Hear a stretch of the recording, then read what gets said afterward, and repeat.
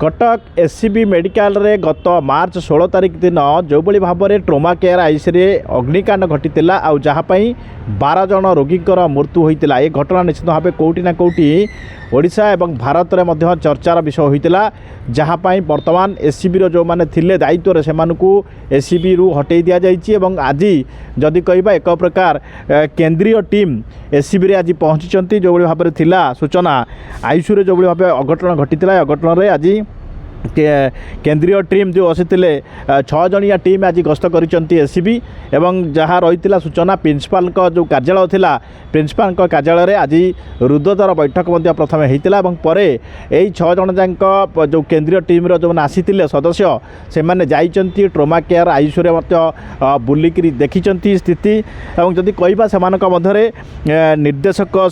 Sushmita Behera SCB medical college अध्यक्ष को चिठी लिखा भारत सरकार तरफ जातीय विपर्य प्रशमन विभाग पक्षर कमांडर आदित्य कुमार नेतृत्व में आसीथिबा एही स्वतंत्र टीम केंद्र स्वास्थ्य परिवार कल्याण मंत्रालय निर्देशक प्रोफेसर डाक्टर अरविंद कुमार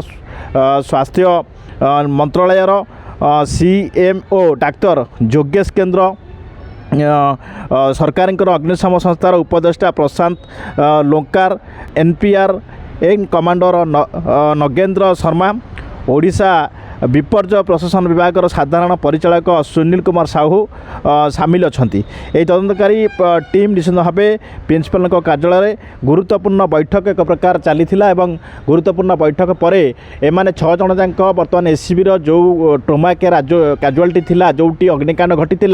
से अग्निकांड जगह को जाई बुली स्थिति अनुधान करिसेंती को परिस्थिति रे काहेकि एबेले एक अभावनीय घटना घटिला जोथि 12 जनकर मृत्यु होइतिला एवं ए घटना सरिला सबुठ गुरुत्वपूर्ण कथा होची राज्यर सर्वबृहत एससीबी मेडिकल रे अग्निकांड घटिला 12 जन मले एवं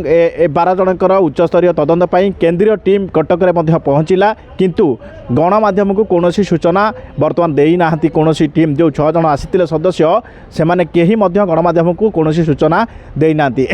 परवर्ती समय जना पड़िबो जे केंद्रीय टीम जो आसीते 6 जन जाक ए 6 जन जाक जो स्थिति अनुधान कले या ऊपर कौ भली कार्यानुष्ठान नौची प्रकृत में एभली एक अग्निकांड घटना